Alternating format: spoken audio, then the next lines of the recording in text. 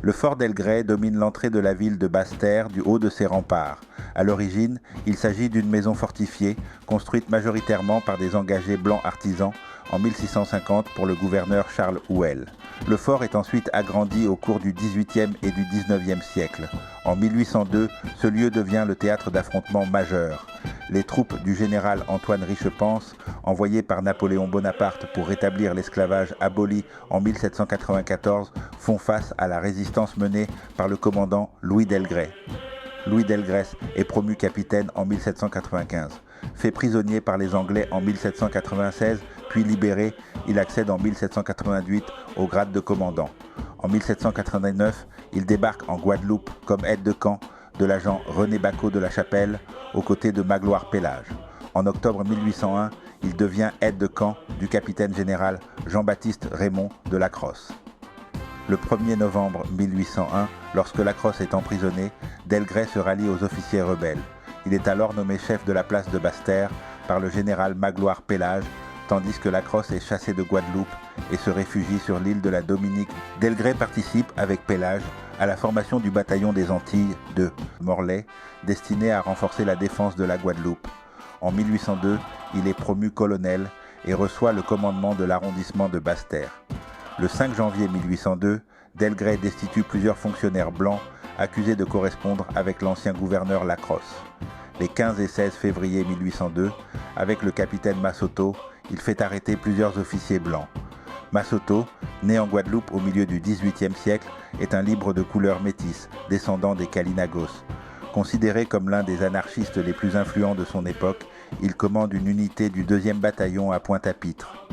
Dans la nuit du 6 au 7 mai 1802, il refuse d'obéir aux ordres d'Antoine Richepanse, nouveau gouverneur de la Guadeloupe, et rejoint la résistance menée par Louis Delgrès. En mai 1802, Delgrès comprend clairement la volonté de Napoléon Bonaparte de rétablir l'esclavage. Il décide alors de résister avec ses hommes. Parmi eux se trouve Jean-Louis Monroe, un béquet goyave, né à Saint-Pierre le 16 août 1765, devenu sous-lieutenant. Le 22 mai 1802, Monroe joue un rôle clé dans la résistance contre le retour de la domination coloniale française.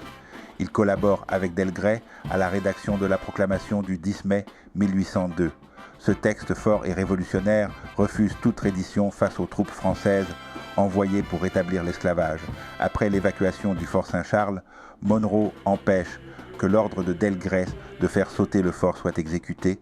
Arrêté, il est condamné à mort le 11 juin 1802 pour avoir rédigé la proclamation du 10 mai. Il assume seul la responsabilité du texte et est exécuté le jour même à la batterie républicaine de Basse-Terre.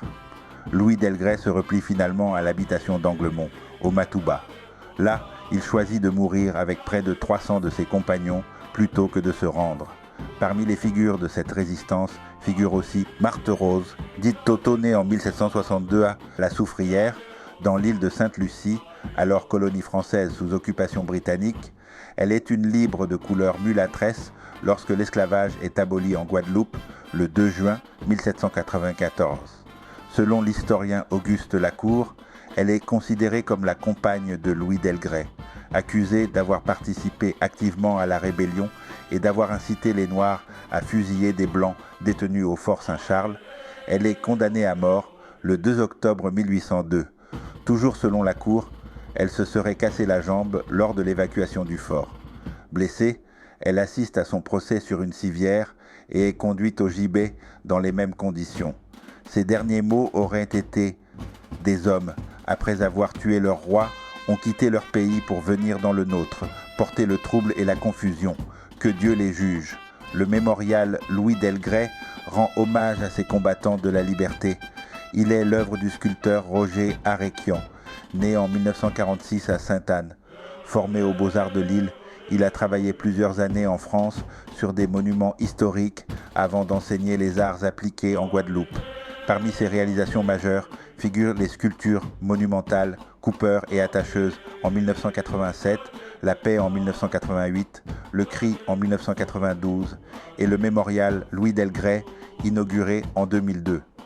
Classé monument historique le 21 novembre 1977, le fort a bénéficié à ce titre de plusieurs campagnes de restauration et est aujourd'hui ouvert au public toute l'année. Il propose des visites guidées, des expositions et de nombreuses manifestations culturelles. Aimez, partagez et mettez un commentaire. Suivez-moi pour plus d'histoires sur les différentes communautés des Antilles.